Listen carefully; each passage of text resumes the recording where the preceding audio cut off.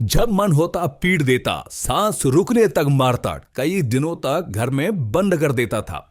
दहेज में उसे 1 करोड़ और फॉर्च्यूनर गाड़ी चाहिए, जिसके लिए उसने सब कुछ छोड़ा। वो पति असल में कसाई निकला।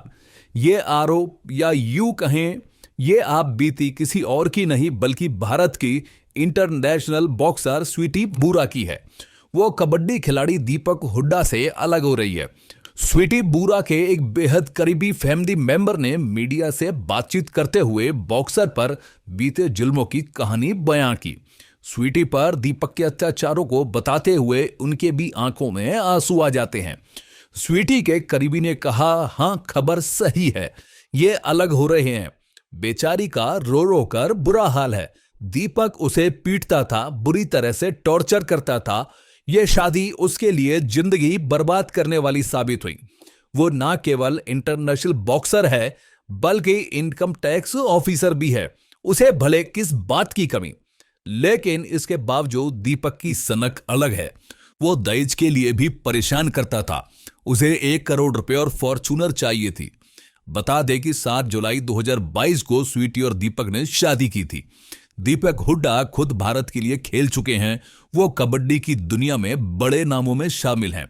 वो भारत की विश्व विजेता टीम का हिस्सा भी थे। उनके बीच लंबा अफेयर चला जो शादी पर खत्म हुआ। स्वीटी के करीबी ने बताया कि जब दीपक गरीबी में था, उनके पास घर नहीं था, तो स्वीटी और हमने सपोर्ट किया। वो कच्चे घर में रहता था, हमने उसे अपनाया। इसके बाद वो बड़ा नाम बना और देखिए अब हमारी ही बेटी पर ज्यादती कर रहा है। स्वीटी ने दीपक की रोज रोज की मारपीट और प्रताड़ना से तंग आकर 11 फरवरी को हिसार में तलाक का केस फाइल किया। वो सिर्फ दीपक से अलग रहना चाहती है, लेकिन दीपक की ऐसी मंशा नहीं। वो क्यों एक अमीर लड़की को छोड़ेगा? वो तो सिर्फ पैसा चाहता है। साथ ही उन्होंने बताया कि शादी से 4 दिन पहले तक सब कुछ ठीक था, लेकिन उसके बाद दीपक ने ड्रामा शुरू किया। उसने एक बड़ी गाड़ी, फॉर्च्यूनर और 1 करोड़ रुपए की मांग की। इस पर स्वीटी ने शादी से इनकार कर दिया। फिर इज्जत जाती देख दीपक के पिता ने उसे समझाया और समझौता कराया। स्वीटी के रिलेटिव ने बताया, शादी के कुछ दिन बाद तक सब कुछ ठीक था, लेकिन फिर उसने मारना पीटना शुरू कर दिया। इस पर हिसार में कई बार बड़े बूढ़ों के बीच पंचायत भी हुई।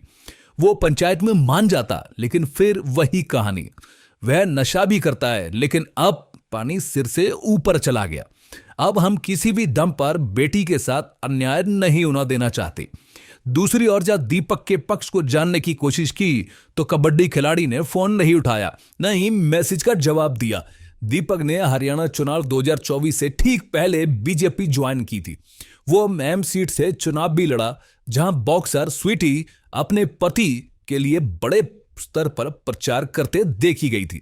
हालांकि दीपक ये चुनाव हार गया था, लेकिन अब पत्नी स्वीटी के आरोप दीपक पर भारी पड़ते नजर आ रहे हैं।